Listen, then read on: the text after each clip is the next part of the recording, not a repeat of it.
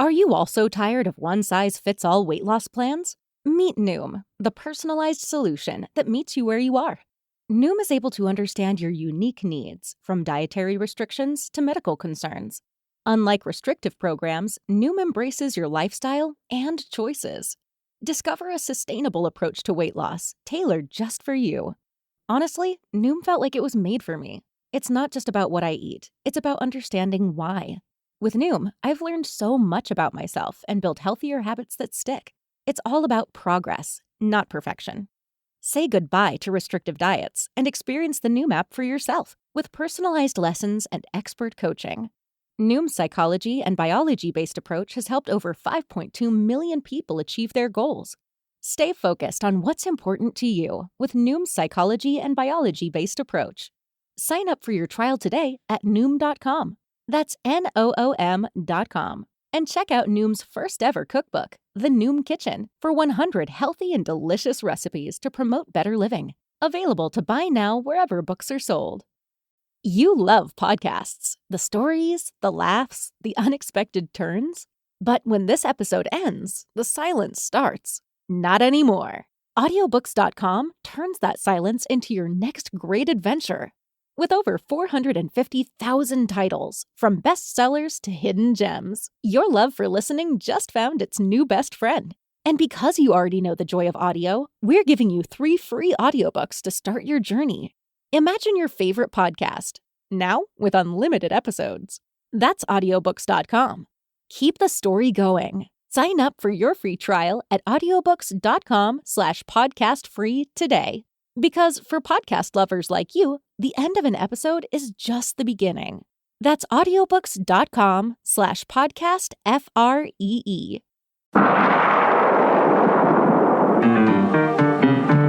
Welcome to All About Agatha, the podcast dedicated to reading and ranking every single mystery novel written by the Queen of Crime, Dame Agatha Christie. I am Kemper Donovan, and welcome to my Halloween Spooktacular episode. Before I get started on my offering today, I have some really exciting news hot off the presses. I have a UK book deal for my upcoming mystery, The Busybody. That's right. I will be coming to you in the United Kingdom. The book is coming out just about 1 week later in the UK on the 1st of February, 2024. When I have a pre-order link for you, I will share it. I'm so excited. Many of you have asked me about this, and I was really hoping that I would find a UK partner for the book before it came out in the US, and I have. More to come on that front. And of course, for all of you in the US and Australia and New Zealand, you can always click on the link that I provide in the show notes to pre-order my book. All right, we are here today to discuss In a Glass Darkly, a spooky short story by Agatha Christie. But first, I have some housekeeping, and by some housekeeping, I mean a lot of housekeeping, to go over with all of you. As I usually do in the housekeeping portion of these episodes, I'm going to start with comments about the more recent episodes of the podcast and then work my way backward. So we will begin with some listener commentary on my interview episode with Colleen Mullaney regarding Agatha Christie and alcohol. And for this first listener comment, fast forward a minute or two if you haven't yet read Death on the Nile, because I am going to spoil a little bit about that novel. From a listener on Twitter who noted that in Death on the Nile, which Colleen and I chose to highlight in our episode for its portrayal of the dangers of alcohol, there was also a crucial role proactively played by alcohol. Here's what this listener wrote. Wasn't one of the main clues for Poirot that his wine had been drugged on the fatal night, that he had a specific tipple? This is so true, listener. The drugging of Poirot's wine is a key element in Death on the Nile. Christie goes to great pains to describe who drinks what at the table where Poirot sits for dinner each night. And she does this so that the drugging of Poirot's wine bottle at the table will affect him and him alone. So thank you very much for that reminder. A second comment about Agatha Christie and alcohol has to do with making a strong case for "and then there were none" being included as a Christie title that incorporates alcohol quite significantly. Fast forward a minute if you haven't yet read "and then there were none." All right, so here's what this listener had to say. Not only do we have Marston's drink being poisoned as the first death, but also at least one scene with a fresh new bottle being conspicuously opened to avoid risks of poison, plus Armstrong's past alcoholism as the cause of his own guilty secret. I love it. And my final listener comment on Agatha Christie and alcohol is a nitpick. And you know how I love a nitpick. As a frequent nitpicker and nitpicky, this is going to be one of those latter situations. Here's what this listener had to say. Please ignore if you've already been emailed on the pronunciation of sake. Since Catherine amusingly gave you a hard time on French pronunciations, and you're a good sport, I thought you wouldn't mind. I'm not Japanese, but my husband is, so I can say with confidence that sake is pronounced more like sake, similar to okay, and not saki. Guilty as charged, listener. I definitely said sake on that episode, so sake, got it. This listener continues, on the topic of Japanese alcohol, have you ever tried umeshu? I.e. Japanese plum wine, and I'm probably mispronouncing that. If not, it's delicious. I feel like both Miss Marple and Poirot would have enjoyed it. Well, now I want some Japanese plum wine because that really does sound delicious. But let's move right along to my interview episode with Karen Pierce having to do with Agatha Christie and food. I had 3 listener comments about Agatha Christie and alcohol, and I have 3 listener comments about Agatha Christie and food. First up, I mentioned in the live episode that I did at the Agatha Christie Festival that a listener had pointed out that Karen and I should have given the Poirot short story 4 and 20 Blackbirds an honorable mention for some clever and unusual use of food in that story. So fair enough. I just wanted to highlight that comment on this episode as well. Second listener comment having to do with food. I have to make a case for one book that was left out. After the Funeral. So fast forward, if you haven't yet read After the Funeral, for 30 seconds. We have there both the poisoned wedding cake as a key plot point and the yearning for a tea shop as both a defining character trait and the motive of murder. Plus a scene in which Mr. Entwistle has dinner with Poirot and the menu is described in a lovingly detailed way. That's an excellent point, and I love After the Funeral, so I appreciate that comment. Okay, but here's the biggie when it comes to listener commentary on Agatha Christie and food. This is a really long message, listeners, but I am going to read it out in full because I think it is well worth the time. It has to do with Delicious Death, the cake that features so prominently and so famously in Christie Crown Jewel, A Murder is Announced. So obviously, if you haven't yet read A Murder is Announced, you're going to want to fast forward a good 5 minutes or so. Here goes. I was listening to your interview with Karen Pierce, which happily combines 2 of my favorite things, Christie and food, and your discussion on Delicious Death when you said that you had never had a chocolate cake with raisins in it. This got me thinking because neither have I, and I am British born and bred, except for one which I know as Tiffin. Tiffin is a chocolate and butter-rich fridge cake, which also had the distinction of being the favorite of our dear late queen. I had a look at the Jane Asher recipe for Delicious Death, that is, and this is not the same cake. Hers is a baked chocolate almond sponge with a sort of homemade mincemeat, the British version, for filling. This is not what I had imagined would fit the text, so with absolute respect to Jane Asher, and because 2 chocolate cakes are always better than 1, I have been down the Google rabbit hole, and here's my argument for the alternative recipe. Christie uses language to evoke food brilliantly, and food language, like ingredient lists, uses the biggest tastes first. So, if in the text it's chocolate, then butter, then sugar, then that is what the cake tastes like when you are eating it. This fits perfectly with a refrigerator cake, which is like a chilled slab of dark chocolate buttercream icing. Because of this, it's not unusual for people to comment on the richness and unhealthy nature of the cake in a jokey way while they are eating it, which is what Julia and Patrick do. Whereas to do this about a baked cake would be a bit rude. If it was a baked cake with lots of icing, you would be more likely to comment on the icing as being the problem. But Julia is very clear, quote, "It's that cake," end quote. The name Delicious Death to my ears sounds as if it fits the cake's butter-heavy eating experience, more so than a baked cake. It's the heavy fat content that makes the death element of the name make sense. And in a way, the potential that the cake plus all the other rich food itself is potentially rich enough to kill Dora fits psychologically with the reluctant nature of her murder. In terms of fitting with the period of the book, tiffin and refrigerator cakes were known in wartime. I found this lovely excerpt from a World War II recipe book, which refers to chocolate biscuit cake as a thing for high days and holidays. As you can see from how it was served to the late Queen, it is a cake that would go with a high tea party, which is what Dora seems to have been given. As for the raisins, as I said earlier, there are many recipes for tiffin, and it's not unusual to add raisins. In British cooking, they are not usually used in a baked chocolate cake. I think someone would have commented if Mitzi had made a chocolate raisin cake. It would be odd. The focus on the cake in the plot here is the name. I think that Christie or her editors wouldn't have left the raisin details in there unless they expected them to make sense to the readership, because otherwise they would be a distraction. An alternative name for tiffin is Polish cake. I'm not sure that Mitzi is definitely Polish, but it seems a big coincidence. We know that the cake is her recipe and has a name in her native tongue which is represented as, quote, machine gun sound Schwitzber, end quote.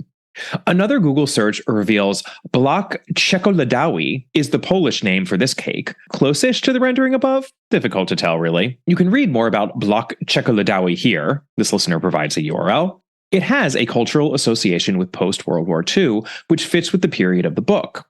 This recipe also specifies dried fruit and, unlike the British tiffin recipes, suggests it can be used as an alternative to biscuits. This was my major stumbling block regarding a traditional tiffin, as biscuits, like all the other stated ingredients, were still rationed at the time of writing, so it seems unusual that they wouldn't have been mentioned. Anyway, as you say in the podcast, it could really be any delicious chocolate cake, but when I read it, I am going to be thinking of a Block Czekoladowy made with butter, raisins, and with a melted chocolate topping from now on. Or, to be even richer and decorated, as Mitzi says she will do, I found a recipe which covers it in chocolate ganache, a mix of chocolate and Christie favorite cream, which I think would add to the coronary roulette experience nicely. Thank you to you and your guest Karen for such an interesting episode. It has been a pleasure listening to you and Catherine share your knowledge and love of all things Christie. I find myself utterly convinced by her argument. I think Delicious Death is an icebox cake. Are those howls of disagreement I hear out there in the ether? If so, send me a line at allaboutthedame@gmail.com. I would love to keep this debate going. I should also mention this listener added in a postscript the following. The point about Bess Sedgwick and the jam donut being like blood was very well observed. I would also add that taking a giant bite of a jam donut in a formal public setting holds a number of risks. Social embarrassment, sugar everywhere, stained clothes, plus the risk of losing the best bit of the donut. That she dives in headfirst and laughs it away when it goes wrong is an amazingly tidy, hardworking piece of character writing that I had missed before you pointed it out. Thank you again, listener. All right, let's move on now to my episode all about the stage plays of Agatha Christie. One of the many Christie experts who I rely on to correct me in exactly this way wrote in after this episode to point out that for at least two of Christie's earlier lesser-known theatrical works, I erroneously stated that they had never been performed. The Stranger was in fact performed as a rehearsed reading at the 2021 International Agatha Christie Festival, and it was given both its UK and US premiere that same year. Furthermore, A Mask in Italy, that would be her Harlequinade-inspired play. That one was performed as part of the International Agatha Christie Festival in 2020. I'm sure that I missed other productions as well when I was running through Christie's early plays in that episode. And you know what? That makes me happy because it means there is a lot going on when it comes to Christie's lesser-known early plays. Lesser known for the moment, I should say. Also, and I love this, in the housekeeping portion of my episode, all about the stage plays of Agatha Christie, I mentioned a point that one of the many friends of the podcast had made, casting doubt on whether the Dane Calthrops could be the parents of Bunch Harmon. That was a little conspiracy theory that two different listeners had whipped up, and I was all for it. But this listener brought up the fact that Mrs. Dane Calthrop tells Miss Marple in The Moving Finger that her husband has no taste for fornication. I joked that this is no proof they couldn't have created a child together, as a taste for fornication and the committing of fornication are two quite distinct things. But two listeners wrote in to inform me that the premise of my dear friend's argument was faulty. The first response comes from my co-host, Sarah Hinlicky Wilson, who was kind enough to co-host with me when we covered Star over Bethlehem. Sarah is a pastor, you may remember, so perhaps she is particularly qualified to speak on this matter. Let's hear what she had to say. In response to your recent episode on Agatha's stage plays with the long housekeeping intro, here comes a comically, if not embarrassingly, in-character intervention from me, the pastor, smiley face, regarding the Dane Calthrops. The person who wrote into you to object that Bunch could not possibly be their daughter because the vicar is not into fornication misunderstands the term. Fornication does not mean sex at all. It means sex with someone you are not married to. The dictionary agrees. So, Mrs. Dane Calthrop is not saying that he, or they, have never had sex at all, only that the poison pen letter writer misses the mark by suggesting he had sex with a parishioner. I'm sure you are happy to learn that because it allows your theory about Bunch to stand unchallenged. And she ends on another little happy face there. Here is what another listener wrote on the matter. Hi, Kemper. One of your listeners felt that because Mrs. Dane Calthrop said her husband had no taste for fornication, that meant they never did the necessary to have children, hence couldn't be the parents of Bunch. But fornication refers to sexual relations between people who are not married to each other. So Reverend Dane Calthrop's lack of taste for fornication has no relevance whatsoever to what went on within his marriage. Therefore, the Dane Calthrops are not excluded from being Bunch's parents. I rest my case, listeners. Bunch Harmon is doubly officially the offspring of the Dane Calthrops, and I don't want to hear any dissension about it. Actually, I very much do want to hear dissension about it. If there is any, email me at allaboutthedame@gmail.com. All right, let's move on to my episode about the Regatta Mystery with guest co-host Michelle Kasmer. On this episode, Michelle and I discussed the fact that Christie's explicit mention of pilchards was a sly reference to a herring, i.e. a red herring in the story. But one of you took this analysis a step further. Here goes. You discussed the pilchards in the Regatta Mystery, stating that they are herrings, so a nice metaphor. Actually, the metaphor is even better. I know pilchards only as tinned fish in tomato sauce, so they are in fact red herrings. Nice touch. I love that we are getting so in the weeds here on our textual analysis that we are paying attention to the liquid medium within which our salty fish are tinned.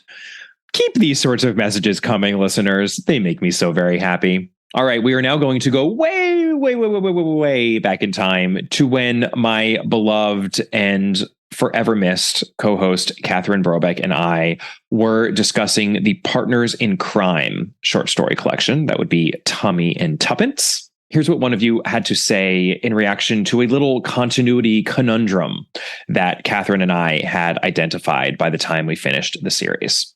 I was re-listening to some older episodes of the podcast and came across the Japp conundrum that you and Catherine identified. That is, Inspector Japp appearing as a character in both the Poirot world and the Tommy and Tuppence world, when Poirot seems to be fictional in the latter.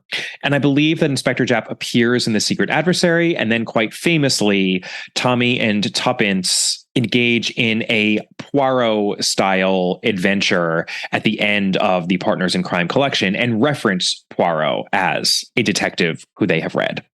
Back to this listener's email. I'm happy to report that I have a solution to this particular puzzle/mystery. Inspector Japp's appearance is fairly strong evidence that he, and therefore Poirot, are real people in the Tommy and Tuppence world. That means the Poirot books Tommy had on his shelf must have been, for Tommy, non-fictional stories about Poirot. We know that Captain Hastings wrote memoirs of his adventures with Poirot, as that is the framing perspective that Hastings takes. We also know those memoirs were published. Dr. Shepard refers to Hastings' books when he is explaining his own written account to Poirot in Roger Ackroyd.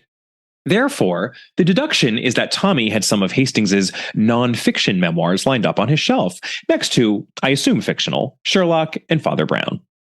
I have no idea whether someone has already suggested this idea to you, but I wanted to pass it along as it came up a few times in the podcasts. It also makes me happy to think of all of Christie's characters wandering around the same fictional universe, occasionally bumping into one another. Let me know what you think. Well, I think that I love your theory, listener. Any opportunity to give Agatha Christie the benefit of the doubt should be taken. So thank you very much. And now let's go even further back to the episode Catherine and I did on murder in Mesopotamia. That's right. And this is going to be very spoilery. So fast forward a few minutes if you haven't yet read Murder in Mesopotamia. Here goes. I am writing because I have now listened to all your rankings episodes and to the one dedicated to murder in Mesopotamia, and I wanted to voice a critique that I have not yet heard, namely with the method of the murder.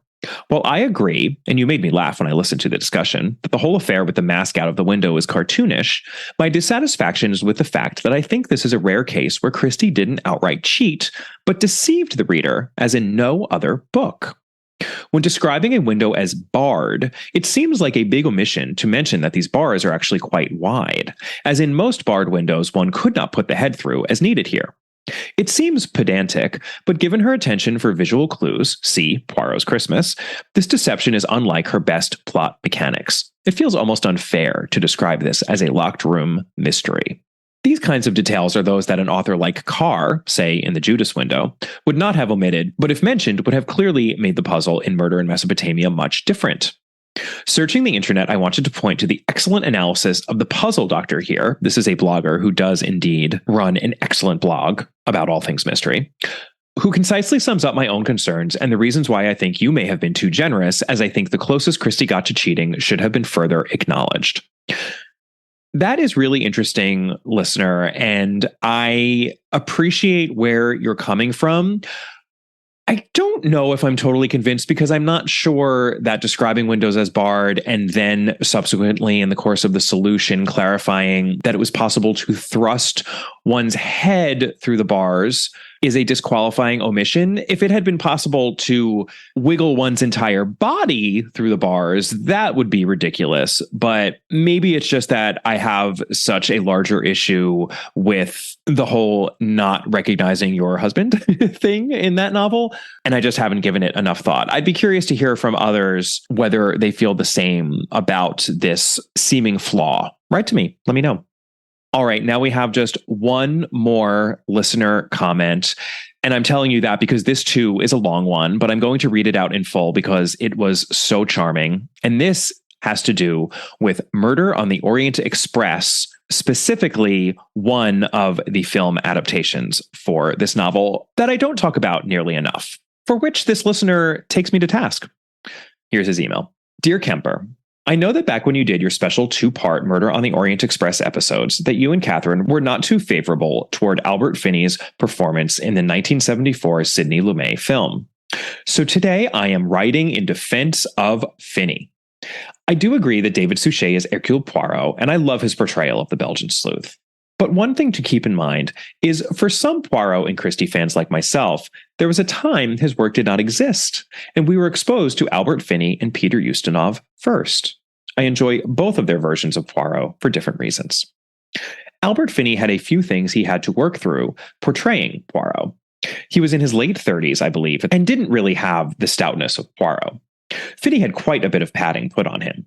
Then, to give him a look of an older Poirot, he was given a prosthetic nose and pouches around his cheeks. His performance was working through all that, which might be some of what you were picking up on. The prop department also created a ring made from a bullet casing for Finney to wear to remind him he had been shot in the leg. Finney would apparently need the ring to remind him to limp as Poirot. I think in a lot of ways his version is much more the Poirot from Christie books, for better and for worse. Suchet's Poirot colors our look at him a little bit with the heart he brings to him. But that is not always in the text. Finney gives more of an observer's version of Poirot that is more sarcastic and cold and calculating with his comments. That is, until we see him with his friend and he becomes more bombastic, or when he is investigating and trying to catch the suspects off guard. Kemper, you yourself always have issues with Christie not being consistent in the way she writes Poirot, and I wonder if we are seeing some of that here in Murder on the Orient Express, since it was the first big adaptation, and there had not been a real one that Christie or that fans had been happy with. Sorry for the length, but I feel that Finney deserved to have his moment as he was nominated for an Oscar for this role, and Agatha Christie herself said that Albert Finney came the closest to her idea of Poirot. Thank you for your time, Kemper. And thank you for your time, listener, for that spirited defense of Albert Finney and his portrayal of Poirot, which is such a fan favorite and one that many people bring up to me time and time again as one of their favorites and for which they have such affection. I just wanted to shout out that position on the part of a Christie superfan who obviously absolutely adores Albert Finney's Poirot in the 1974 Murder on the Orient Express. Hear, hear. Whew. And now we are done with the housekeeping portion of this episode, and we can move on to In a Glass Darkly. But first, a word from our sponsor. This episode is sponsored by BritBox, which means that once again, I get to extol the virtues of this most wondrous of streaming services, which I make use of all the time. For starters, there's the Christie content, and to be honest, there's so much Christie on BritBox, I could say for enders, there's the Christie content, and be done with it. We're talking Suchet's Poirot, we're talking Hickson's Miss Marple, we're talking McEwen and Mackenzie's Marple too, plus original content like Hugh Laurie's recent fabulous adaptation of Why Did They Ask Evans? Please, Hugh Laurie, do more Christie stuff like this in future. But there are also so many other great mysteries available to view on BritBox. Fan favorites like Father Brown, Vera, Shetland, and Luther. Have I told you how much I love Luther before, listeners? And not just for Idris Elba, but for Ruth Wilson, too. And though it's a far cry from Christie, I cannot recommend that show enough. So sign up for BritBox today and see why the New York Times calls it the best of British telly. And wouldn't you know, I have a special limited time offer for my US and Canadian listeners. Get 50% off your first month when you sign up for a monthly plan, but only if you go to BritBox.com and use my promo code Agatha at checkout. So don't wait. Supplies aren't running out or anything, but hurry anyway. Get 50% off your first month. Use promo code Agatha at BritBox.com. All right, it is time at long last to discuss In a Glass Darkly by Agatha Christie. Let's talk a little bit about that title. We've got ourselves a Bible quotation here, which I personally like a lot more than a nursery rhyme quotation, and a little less than a Shakespeare quotation, both of which are much more common sources for Christie titles. Specifically, this quotation comes from chapter 13 of the first epistle to the Corinthians in the New Testament. It's attributed to the Apostle Paul, and the phrase is usually translated as through a glass darkly, rather than in a glass darkly. It's a reference to the way humanity perceives the world, meaning that our earthly and mortal limitations distort our view. And we would do well to remember this and proceed through our lives with humility. That is my take on the phrase anyway. It's interesting that the only other major work I could find that uses the specific phrase in a glass darkly as opposed to through a glass darkly is a collection of 5 stories by the Gothic writer Sheridan Le Fanu, who I'm sure Agatha Christie read. So I have to wonder if she isn't also referencing Le Fanu with this title. Perhaps it's a bit of a nod. Probably the most famous Through a Glass Darkly is the Ingmar Bergman film from 1961, which won the Academy Award for Best Foreign Language Film. Ingmar Bergman, kind of a talented filmmaker, don't you know? Anyway, I think this is a great title because it's evocative and it establishes the tone, which is both mysterious and foreboding, I would say. Very appropriate for Halloween. All right, let's talk publication history. Per the official Agatha Christie website, agathachristie.com, which can often get pretty cheeky with its description of stories. I love when they do this. Here's what they say. A Tale of Dark Premonition. The story was initially published in U.S. magazine Collier's Weekly, 1934, and was preceded by a false premonition from the Daily Mail in the UK, who announced that Agatha Christie would be reading the story on BBC Radio. They were, in fact, confusing her with Dorothy L. Sayers, which is just as well since Christie disliked public speeches. I love that, and I read that factoid in a few places that this was mistakenly advertised as something that Agatha Christie would be reading out on the radio. So yes, this story was first published in Collier's Weekly on the 28th of July, 1934 in the US, which makes it a relatively late short story of Christie's. And I think you can tell that because, spoiler, I think this is a pretty excellent short story of Agatha Christie's. It's quite accomplished, especially in terms of its economy. I think you can see that by this point in her career, she knew how to reel off a terrific short story. She certainly had lots of practice, given all the short material she wrote in the 1920s and earlier in the 1930s. So the superior quality here makes a lot of sense to me. And I'm so thrilled to be covering this story as late as I am in the podcast. The pickings are slim at this point, but that doesn't mean that we can't still cover a number of Christie gems. And I think this is one of them. Per the Agatha Christie wiki site, agathachristie.fandom.com, the story was first serialized in the UK a few months later, in December of 1934, in Woman's Journal. It was first published in a book collection in the US as part of the 1939 collection, The Regatta Mystery and Other Stories. And it wasn't published in a book collection in the UK until Miss Marple's Final Cases all the way in October 1979. I was alive when that book collection came out, listeners. I definitely couldn't walk or talk yet in October of 1979, but I was alive. I'm just saying. I should note that, as evidenced by this story's inclusion, the book collection, Miss Marple's Final Cases, had some non-Miss Marple stories in it, since unfortunately, we do not have a Miss Marple short story on our hands here. The collection had 2 non-Miss Marple stories, in fact. This one, and then another excellent short story of Christie's to read around Halloween time, which would be The Dressmaker's Doll. All the way back in 2017, for our first special Halloween episode, Catherine and I covered The Dressmaker's Doll along with Philomel Cottage. So if you want even more spookiness, you could read those 2 stories and check out that early episode. I remember having a lot of fun recording it with Catherine. Also, it was included recently in 2019 in The Last Seance, Tales of the Supernatural, which makes sense as it's very similar to many of Christie's supernatural stories that appeared in the Hound of Death collection, which came out in 1933. In fact, I feel like this story would totally have been included in the Hound of Death collection if Christie had written it by then. Actually, it's hard to pin down when exactly Christie wrote anything, so maybe she had written it before the Hound of Death collection was published, in which case she held it back for some reason. What we do know with certainty is that it was published after the Hound of Death collection, which is mainly made up of supernatural tales, similar to this one.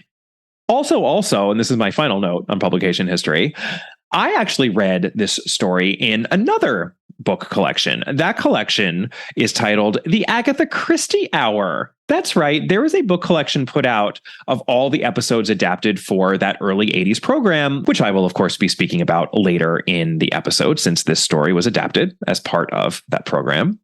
It was one of you listeners who made me aware of this book collection's existence. And I love it because the cover is that great image that we get in the opening credits of the show, where we have a younger Agatha Christie tapping away at a typewriter with a wilting rose beside an open window. Underneath the image on this cover, it says, "Now a major television series." Major? Really? I suppose. Major for me and major for you. Let's put it that way. Oddly, even though the episode aired as the second of 10 episodes, the story appears as the 7th of 10 here in the collection. They did not put them in order of airing, which I would have thought was the intuitive way to order these. Nor do they seem to have put them in any sort of publication order. All a bit mysterious. I also couldn't help noticing that on the copyright page, the case of the discontented soldier was incorrectly sourced as coming from the Hound of Death collection, when of course it came from the Parker Pyne Investigates collection. But let's move on from publication history and talk about the story proper. Our victim in a Glass Darkly is quite easy to identify, actually. Sometimes the identity of the victim in these Christie short stories is tricky or misleadingly stated up front, but here it's very straightforward. The victim is named Sylvia. Her maiden name is Sylvia Carslake, and she is seen by Matthew Armstrong in what appears to be a prophetic vision in the reflection of a mirror, getting strangled by a man whose face Matthew can't see, other than a scar running down the left side of his face. Spooky. I promised you a spooktacular episode, right? So even though this is a vision, it is a violent vision, and she is the victim of what Matthew sees. So let's talk suspects.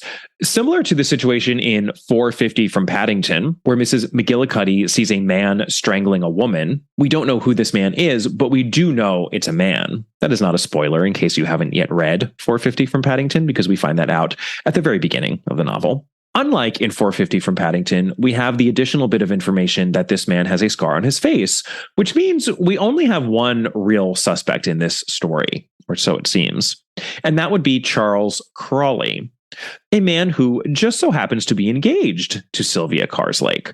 Apparently, Charles is a great deal older than Sylvia, and he has a scar running down the left side of his face. Dun dun dun. It seems like Matthew must have seen a vision of Charles and Sylvia's doomed future relationship. Let's get into it in the world as it appears to be. We're on the eve of what would become known as the First World War. So it is 1914 here. And I just want to pause for a moment because that is unusual for a Christie story. Christie does not tend to go period in any of her stories. And this actually got me thinking, how many other Christie stories are set this early? The Mysterious Affair at Styles is set immediately after the war, though, of course, when it was written, that was Christie's present day. She seems to have started it during the war, in fact, or maybe even slightly before it, probably during it. Most famously, there's the Poirot short story, The Chocolate Box, which is set in Belgium much earlier in Poirot's police career, meaning it's probably more like the turn of the 20th century-ish. Is that it? We have that moment in the Joan Hickson adaptation of They Do It With Mirrors, where we get to see a young Jane Marple with her school friends. Write into me if you can think of any others, listeners, because I feel like there must be some others, but I'm drawing a blank beyond those. I have to say, I loved all the costumes and hairdos and whatnot that we were able to enjoy in the telling of this story for the screen. It's so fun to be able to go Edwardian in a Christie story. Yes, technically the reign of Edward VII ended in 1910, but the cultural Edwardian period is generally considered to have extended till the beginning of the First World War. So I'm going to call this an Edwardian story. Very exciting stuff. Anywho, there's a big party at the old country estate of Badgeworthy, which is the family seat of the Carslakes, who are one of those old members of the gentry who are hanging on for dear life to their grand estate. They don't even have enough money to employ valets for their house guests. But no matter. Our charming first-person narrator, Matthew Armstrong, is perfectly capable of dressing himself.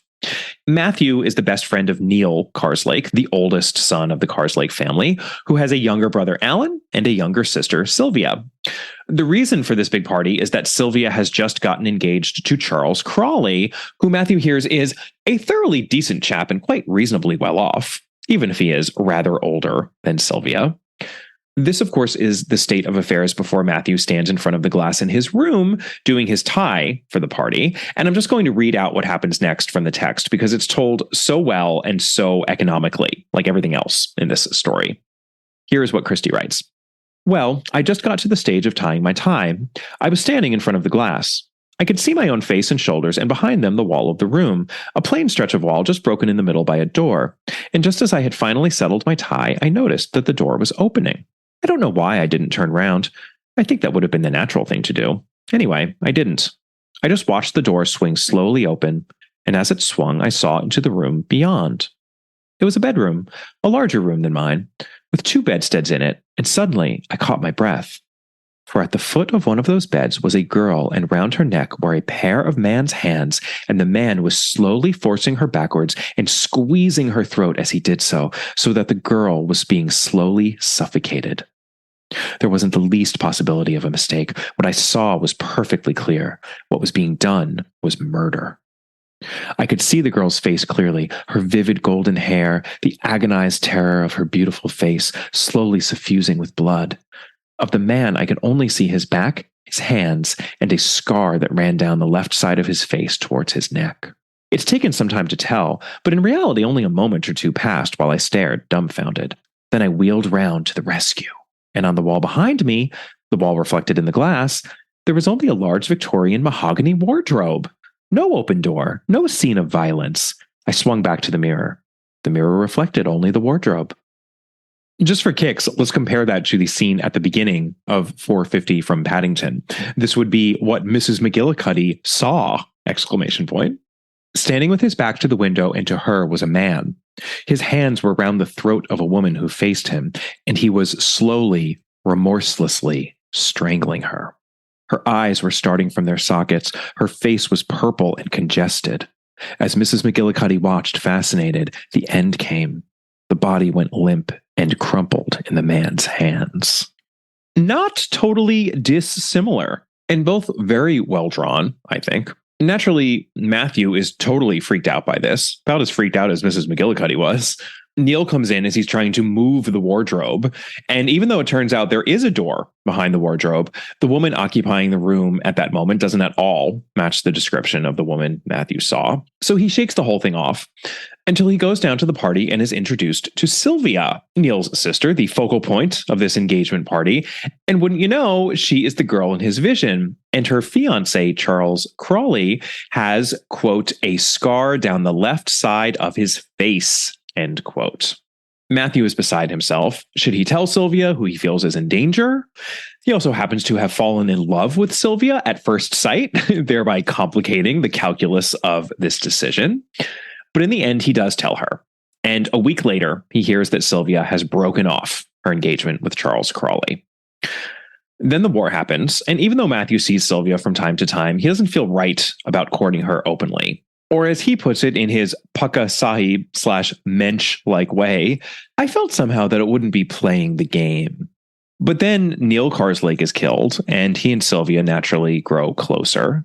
And then Charles Crawley is killed too. Matthew manages to survive this terrible war, though not without incident. As he puts it, there was no bullet with my name on it.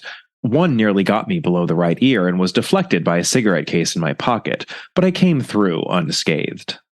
And guess what?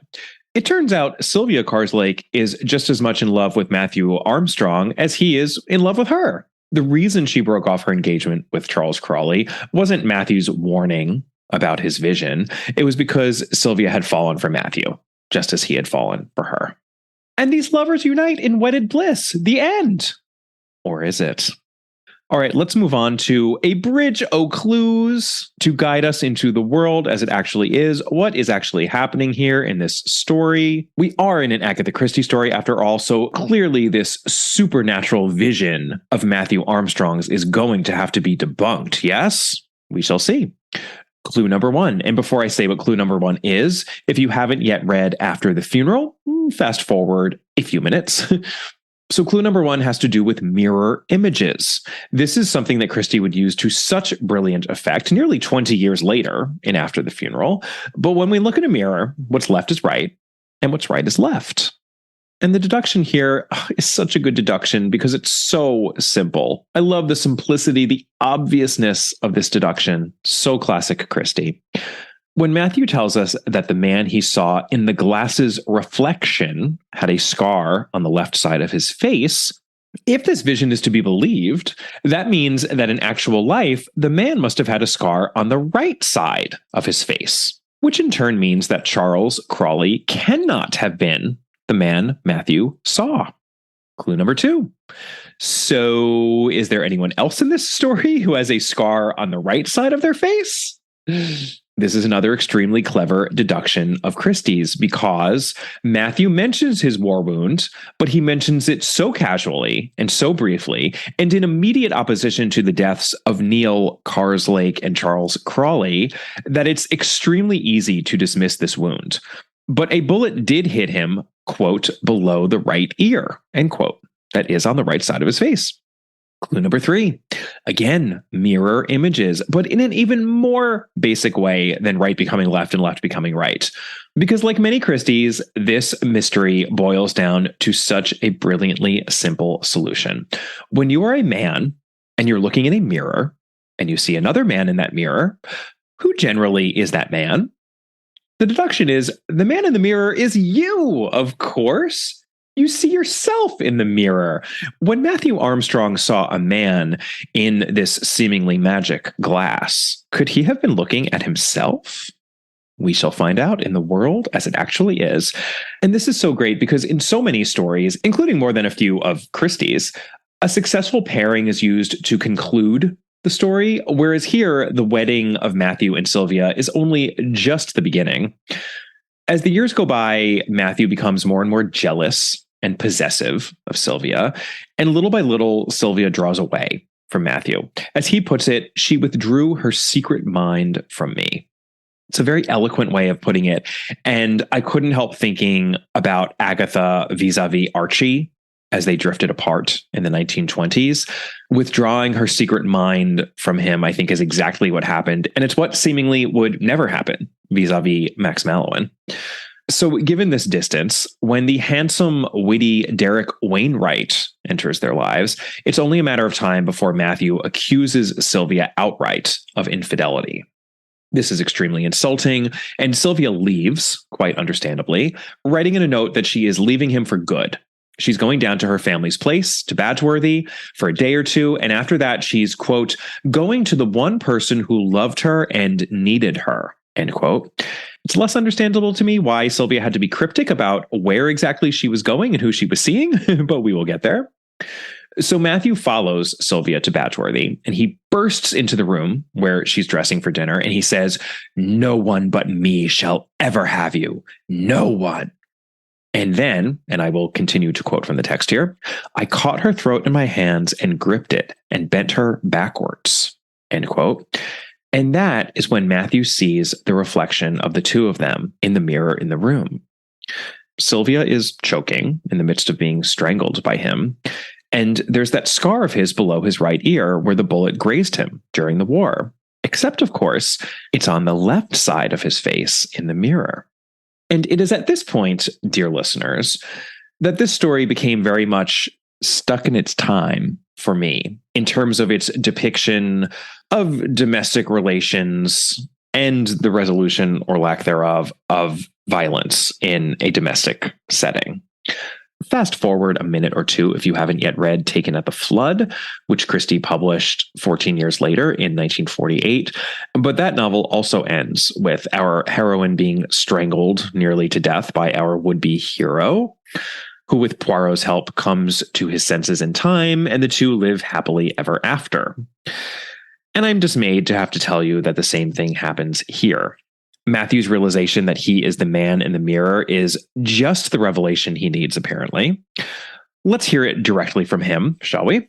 "I told her everything, and she told me that by the phrase, 'the person who loved and needed her,' she had meant her brother Alan. We saw into each other's hearts that night, and I don't think from that moment that we ever drifted away from each other again. It's a sobering thought to go through life with, that but for the grace of God and a mirror, one might be a murderer. One thing did die that night, the devil of jealousy that had possessed me so long." Okay. I'm glad Matthew had his aha moment, but I'm not so sure Sylvia should be as forgiving as she is. Yes, this was a different time, and I will move on from this point now, but I just want to be clear that I am not making light in any way whatsoever of what is an outright depiction of domestic abuse, because these are the sorts of situations that still happen every day all over the world. And it's important that we take them seriously and acknowledge that they are happening and speak out against them. So I just want to be very clear about that.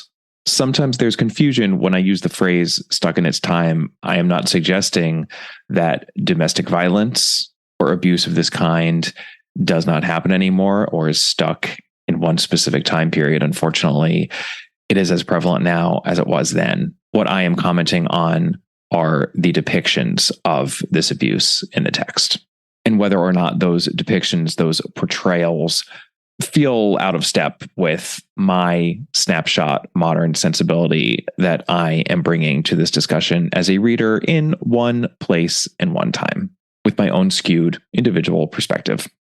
Let's end with Matthew's final words, which come swiftly after his reconciliation with Sylvia, and in which Christie alludes to John William Dunn's An Experiment with Time, a quasi-mystical book about the supposedly illusory nature of time, which she mentions in her autobiography as having made a big impression on her.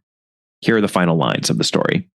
"But I wonder sometimes, Suppose I hadn't made that initial mistake, the scar in the left cheek, when really it was the right, reversed by the mirror.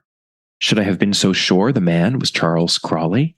Would I have warned Sylvia? Would she be married to me or to him? Or are the past and future all one? I'm a simple fellow, and I can't pretend to understand these things, but I saw what I saw, and because of what I saw, Sylvia and I are together in the old-fashioned words, till death do us part. And perhaps beyond. ... Ooh. And with that little extra bit of spookiness, our story ends. All right, let's talk about the adaptations that we have of In a Glass Darkly. In addition to the main adaptation, which is a televised adaptation, there is a BBC Radio 4 adaptation of this story, which was released in 2010. It is a half-hour long. Our focus, of course, is that televised adaptation. This is episode 2 of 10 of the Agatha Christie Hour.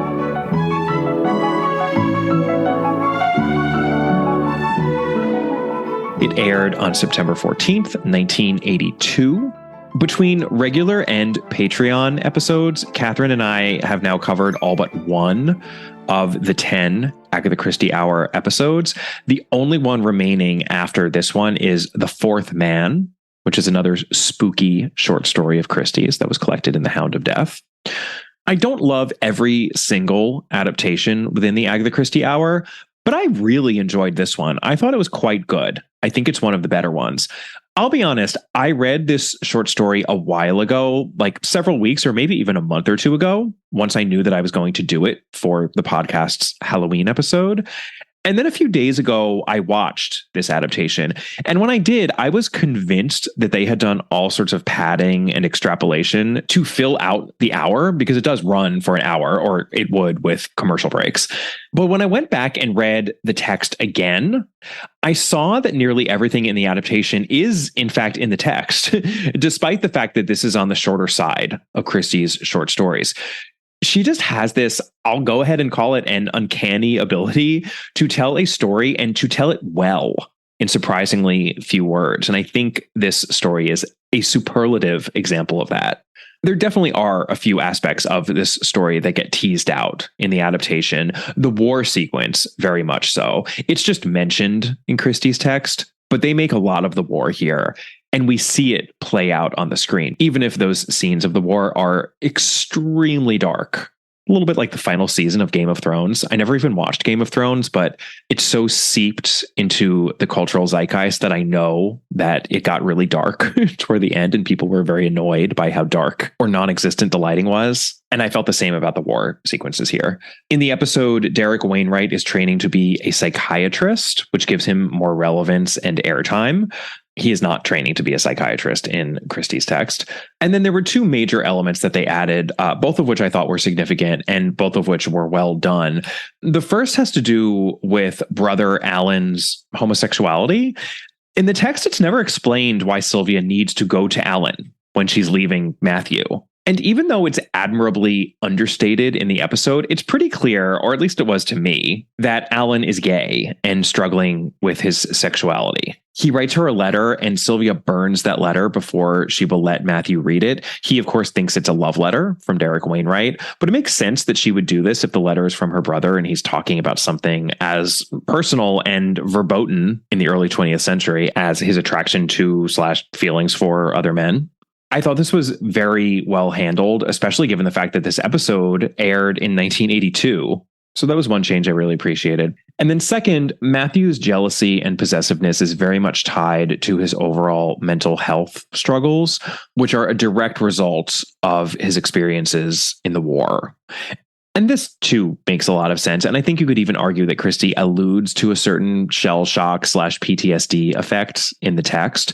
But certainly much, much more is made of this in the adaptation, which includes flashbacks to the war and whatnot. And I thought this, too, was very well handled. And just a few more notes on this adaptation that I jotted down as I was watching. We open on an upside down image of a house in person reflected in a body of water. I see what you did there, Agatha Christie Hour. A reflection, just like a reflection in a glass, darkly. And oh, how remiss I would be if I did not mention the fact that Matthew Armstrong is played by none other than Nicholas Clay, who is much more famous within the Christieverse as the actor who plays Patrick Redfern in the camp-tastic Evil Under the Sun, starring Peter Ustinov as Hercule Poirot and Diana Rigg and Maggie Smith. But of course, in that adaptation of Evil Under the Sun, Nicholas Clay's skimpy black Speedo-style bathing suit is nearly as famous as any of the actors who appear in that film. For this story, he is fully clothed, but both those productions came out the same year, in 1982. And I should mention that 1 year earlier, he played both Oliver Mellors in Lady Chatterley's Lover and Sir Lancelot in Excalibur. Those are two performances he is very much celebrated for. It was a real surprise to see Nicholas Clay in this role. I had no idea that he was in the episode until I started watching it. I just complained about the darkness of the wartime sequences, but the scene between Matthew and Sylvia when he is telling her about his vision takes place during a walk on the grounds of Badgeworthy at dusk or twilight. And it's so moody and dark. And I have to imagine it was really hard to shoot that scene outside as they did. I wonder if they did it all in one day or they had to wait for the right time of day on multiple days. But I really loved it. It gave that scene the perfect look and feel because it's a really dark and foreboding sort of a sequence. We can see that they really care for each other, but that a lot of bad stuff is going to go down before they reach their happy ending, if they ever will, in fact, reach their happy ending. In those early scenes, they also mention Matthew Armstrong getting picked up and dropped off at the Halt, which I took to be some sort of a train station in the country near the Badgeworthy estate. And I had to look this up, but apparently a halt is a small, extremely minor sort of a stop for a train, so minor that it can't really be termed a station. So a halt was something that appeared quite often in the country. It's where a train literally halts, presumably at scheduled times, and you can get on it or get off it at that time. Are there still halts in the countryside in England? Please write in and let me know. allaboutthedame@gmail.com. I found that really charming. I wish the Expo line here in Los Angeles had some halts. Actually, I really don't, because that would mean that it would be even more disruptive as it makes its way across the western part of LA than it already is. Not that I'm a public transportation hater. Public transportation is fantastic, and there's going to be more of it in Los Angeles in the years to come. We're getting ready for the Olympics, people. It's all very exciting. Excuse me while I extract myself from that would-be tangent that I could so easily go on right now. There's much more of the relationship between Matthew Armstrong and his best friend Neil Karslake in this episode. And I found their relationship not to be homoerotic by any means, but just movingly affectionate. We have this whole sequence before Neil dies in wartime where they're truly holding each other and comforting each other. And I felt like that was one instance where you could tell this episode was filmed in the early 80s and not now, for instance. I just think that intimacy between males as depicted in a show like this easily becomes so much more loaded than it felt in this adaptation. And I just really appreciated that and wanted to point that out. I almost laughed when at one point Matthew asked, "Do you think it's possible to love someone too much?" In an Agatha Christie story, the answer to that question is an emphatic yes. 1,000 times yes. Possessive love is something to always be on the lookout for in Christie. I was also pleasantly surprised by the fact that the adaptation was organically more effective than the text in burying the trick of the right side, left side scar business than this very short story is. There's a good 20 minutes that pass between the first time that we're dealing with all this man with the scar business at the beginning of the episode and the point where we see Matthew Armstrong with his new war wound. And I think the episode plays even more fairly with this than Christie does in her text because she really just glosses over it. But they make a lot out of Matthew's scar in the episode. He sort of reveals himself to Sylvia and he worries that he's hideous. And she says, "Of course you're not," et cetera, et cetera. But I think there's a good chance for a viewer to actually be surprised by the reveal that Matthew Armstrong is the man in the mirror from the beginning of the episode. So for once, this is a physical trick of Christie's that perhaps works better on the screen than on the page. As you could probably tell, I really loved this adaptation. I have so many great things to say about it, and not too much to critique. I thought that all of the acting performances were quite good, and given that a lot of it seemed to be shot on location rather than in and among the interior sets that can sometimes look a little shabby, a little play-like, especially to a 21st century viewer, I thought this was definitely one of the Agatha Christie Hour adaptations that has aged relatively gracefully. I have a few final thoughts to close out the episode. First, fast forward a minute or two if you haven't yet read Endless Night. But I thought there was more than a little bit of Mike Rogers in the first-person narrator of Matthew Armstrong, right? Matthew is seductive in the same way. He charms us. He puts us at ease. We like him from the get-go. And then we have a similar twist at the end where we realize he's kind of a monster. After we've identified with him all this time, he shows that he is a much darker and more twisted individual than we realized. Matthew Armstrong pulls back from the darkness, or so he claims, / so Christie wants us to believe. Mike Rogers does not. Also, perhaps this is pointing at the obvious, but this is a short story in which the first-person narrator is the culprit. Christie was good at making these sorts of stories satisfying, and this short story is no exception. My final point is that we are so used to Agatha Christie stories in which the supernatural element is a red herring, only for the hidden rational explanation to be proven legitimate at the very end of the story. But this is a different twist on things. The supernatural event did happen. It's just that the way this supernatural event was interpreted was incorrect. It's the rational solution applied to the supernatural event. That is not something we come across often in Christie. So I just wanted to point that out. And I think this quirk of the solution goes a long way toward explaining why I love the story as much as I do. I find it to be a quite satisfying and interesting specimen within the Christie oeuvre.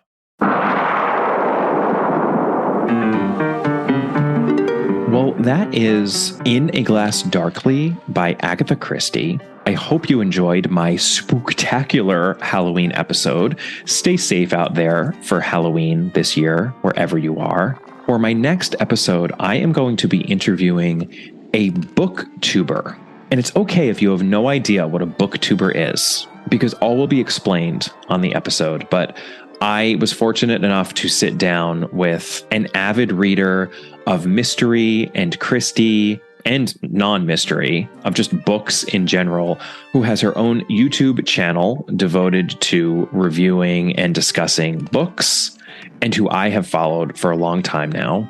Her name is Mara Sinclair, and her YouTube channel is Books Like Whoa. That's BOOKSLIKEWHOA. I'll provide a link in the show notes to this episode so that you can check it out in advance of our conversation, if you would like. We had such an interesting discussion together about Christie. Mara occupies a part of the book and reading world that I think many of you may not be familiar with, but will be very interested to learn about.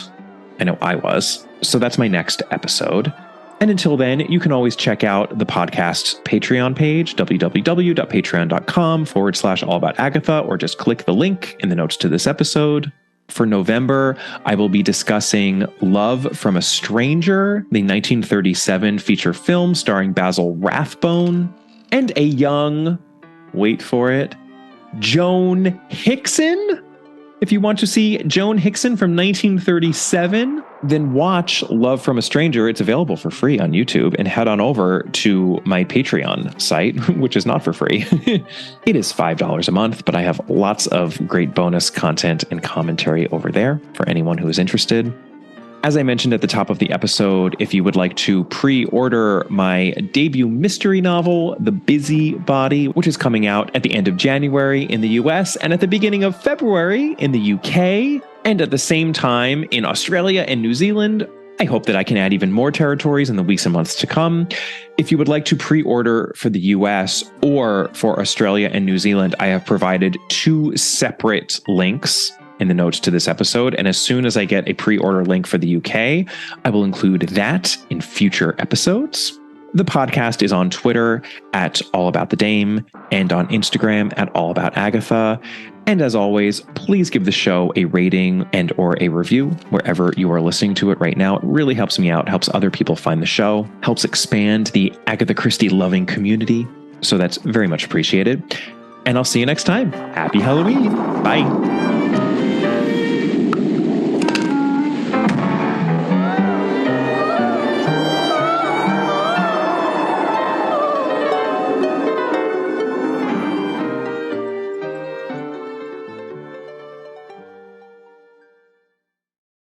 If you're in business, you probably have a website, but can your site handle your growth? How many visitors before your site slows down or crashes? What about storage and data security? From web hosting to virtual servers, Pair Networks provides the online infrastructure you need to start, grow, and flourish. When it comes to security and updates, don't worry, we've got you covered. Our 24/7 US-based customer support is the best in the industry. No frustrating chatbots or sitting on hold for hours. Check out pair.com today to learn more. That's PAIR.com.